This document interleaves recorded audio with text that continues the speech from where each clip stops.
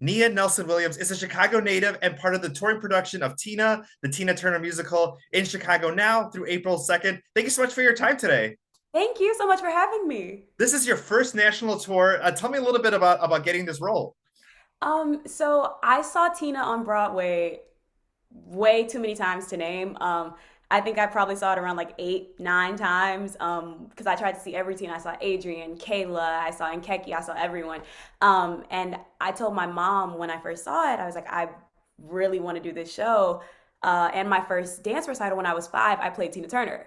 So I was like, I've always been obsessed with her. I've always loved her work ethic, how much or how hard she went when she danced and how hard she went when she sung. Nothing was ever marked. She's so full out. And so I told my mom, I said, whenever they take this on a tour, because they will, I know they will. All I need to do is be in the room, and I think I'm gonna get it. I promise, I think I'm gonna get it. So around, I think it was April, I got an invited call to come to the dance call for the first national tour of Tina. There were about 4 callbacks, and one morning I got a call and they said, "Hey, we want you to come we want you to come swing this show." And I sobbed. I called my mom and it's been a blast ever since. It's been just the best experience, the best first experience since I'm a newbie. So Tell me a little bit about 5-year-old Nia, as far as saying, like, this is my first dance recital. Tina Turner is what I'm going to be doing. So I went to this studio. I went to 2 studios actually when I was 5. I went to Mayfair, which was, I think it's on Stony and like 87th. So it's in like Chatham area. And then I went to this other studio at Boys and Girls Club called Valentine Dance Studio. And my dance teacher was like, "We're gonna make a tap number to Proud Mary." I didn't know what that was. I just knew that it started slow and it ended fast. And we learned the whole dance. And then all of a sudden they were like, "We need like a Tina. We need someone to just be in the front and just like shake, and who can go the hardest." And I guess little 5-year-old me was like, "I can do it." And we had like little auditions. It was hilarious. It's actually funny thinking back on it, like a lot of 5-year-olds just auditioning to be Tina Turner. But I guess I shook my fringe the hardest, and and we had like a fake mic. I like lip sunk the whole beginning part, and then when the fast part started, we just shook, and we were all in these red fringy dresses. It was the funniest thing. But ever since then, I told my mom, I was like, I love whoever sung this, and she was like, "Well, let's listen to some more." And at a young age, my favorite song was "I Don't Want to Fight" by Tina Turner. So like. Which we got to hear, and What's Love Got to Do with It, the movie, is when we first heard it. So wonderful Yeah. movie. If people have not checked it out, definitely go check that out Mm. in preparation for the musical. You also attended Kenwood. Tell me a little bit about that. Were you in Yes. acting classes or music classes there? So I actually did not. Oh, I was not a part of Drama Stars. We had a little acting group called Drama Stars, and it was more Shakespearean based than it was like musicals. We didn't really have a musical, or we didn't have a musical theater program at Kenwood. I was a part, however, of the dance program that we call Kenwood Dance Project, and I was also a part of concert choir. Since I was a freshman. I started Kenwood in 7th grade as a middle schooler. They have their little academic center program where you can go 7th and 8th grade, and I was there for 6 years. I was in choir all 6 years. I danced for the last 2 years because the dance program is actually fairly new. I was in the inaugural class of the dance program.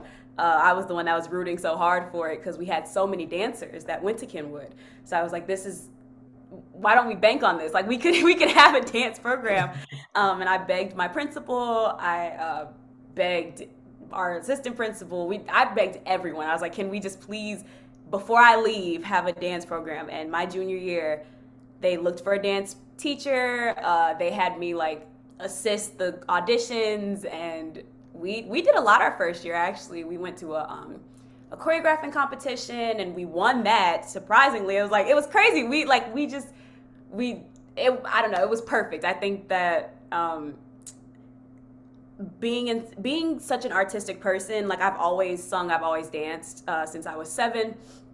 I was like, I think that all high schools need to have arts programs. I think that's very important.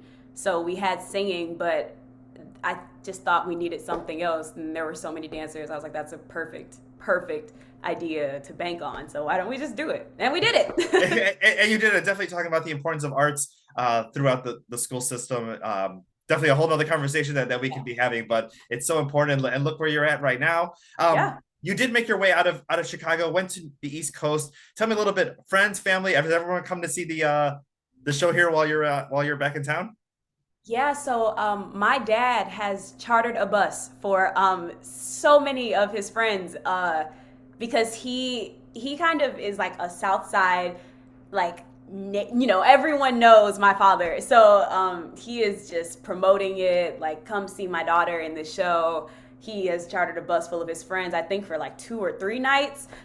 So I think I have probably upwards of about like 100 and something people coming to see, and that just it warmed my heart so much because um, I'm back at home, and even just standing on the Nederlander stage last night where I first saw Lion King when I was 5 is just it's very surreal. And I have my principal, my high school principal is coming to see me. My choir teacher from Kenwood is coming. I just have a lot of people who I don't think I ever thought they'd be able to like see me in a show like this where I get to do all three. I get to act, I get to sing, I get to dance. And for a huge house, it's almost surreal. It's really emotional. It made me very, very emotional standing on the stage yesterday for the first time and singing, sound check, and just being backstage. Just it's insane. It's it's like a dream come true, definitely. Well, we're so happy to have you here for the next couple of weeks here to be part of the show and to be fulfill, maybe a full circle moment, for you for seeing your very first show there, now being able to perform here in Chicago. Let's talk a little bit about Tina Turner. I mean, when I think of Tina, I think of someone who is the queen of reinvention and resilience. And there's so many people that identify either with her songs or her life story. And tell me a little bit about just Tina in general. Tina is so much. She's an inspiration to me. I'm so sorry. I just got choked up a little bit. She makes me so emotional. She's such an inspiration to me because I didn't necessarily. I wasn't born in the South, but all my family is from the South, and so I spent all my summers there. Um, and going to church. Me being in the church and singing in the church every Sunday is such a big thing. And we even start out the show. It's a big church scene because those are her roots. That's where she comes from. And I think everyone on that stage has either they've experienced that or that's their experience. Like they've lived that. So I just think we all are more like Tina than we think. Obviously, we might not have lived the most traumatic life because her life was not easy. And if you watched her documentary, she said that there were a lot of bad moments.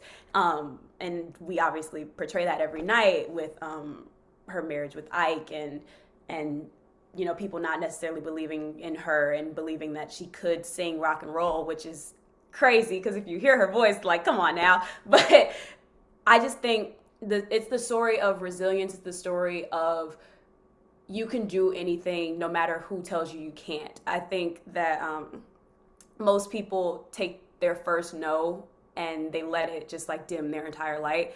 And I think this story is about getting 17 no's and just finding that one yes. And that one yes will get you your first Grammy. That one yes will get you your first like national tour, obviously, because I relate because I got a lot of no's before I got this yes. So, and I'd never let my no's stop me from being in theater, being in musical theater, being a dancer, being a singer, being everything I am today. I just, you have to not take your no's. Your no's are not, I'm getting choked up again. This woman is, I love her so much.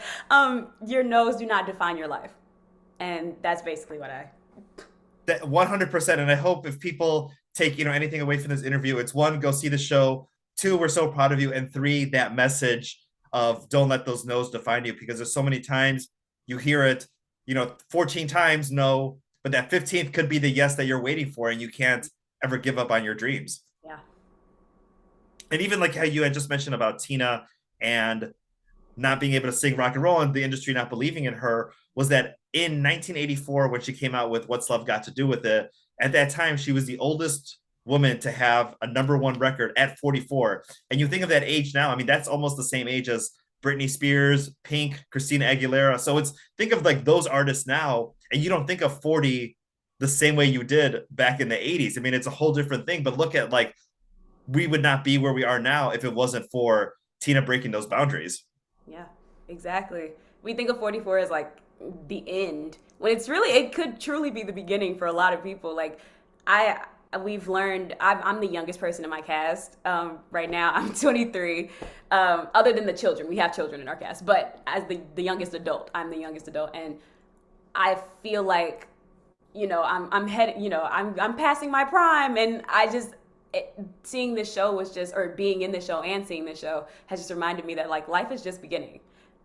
I'm only like I'm 23 and I'm expecting the world right now, when it's okay to just be where you are and live in your moment, and what will happen, and what is for you will come to you. You don't have to think that, you don't have to think that, you're getting too old to do anything, because as Tina has shown us, you're never too old to get your first #1 and get your first Grammy. Exactly, 100%. And then final thing here, obviously these songs were not written for the musical. This is a jukebox musical of her career. So people think about these songs, whether it's a personal journey, singing them in the car, family reunions. I mean, tell me a little bit about what it's like looking out in the audience once a certain song comes on that like is resonating with so many people. Yeah, I think the song that is integrated so well is I Don't Want to Fight. And I won't say where it is. You have to see the show to to know where it is. But it is so well put in this show, because I think our book writer, who was Katori Hall, and I think our music arranger just did a beautiful job of putting songs that obviously were not out at that time into situations that had to do with her life. And you would think that like, what does Better Be Good? How do you turn Better Be Good into a story song? And somehow they did it. And it's one of the most beautiful tellings. And I think what makes our jukebox musical a little bit different is that we don't just kind of sing the songs concert style and then go back to the story. They have fully integrated each song, and each song does push the plot forward a little bit more, which obviously not every jukebox musical doesn't do that, but like ours does, I believe, a very, very good job of doing it. If I don't know, I can't spill too much. There you go. I can't say too much, because I think y'all should come see it, and the second y'all see it, y'all will know what I'm talking about. Awesome. Well, Nia, thank you so much for your time. Tina, the Tina Turner musical at the Nederlander Theater through April 2nd. BroadwayChicago.com is where you go ahead and get those tickets. And we're so proud of Nia here, one of our own Chicago hometown superstars here. And much success to you in this show and in your career after that. I can't wait to chat with you again. Thank you so much. Thank you for having me. Come see the show. I'm going to be there.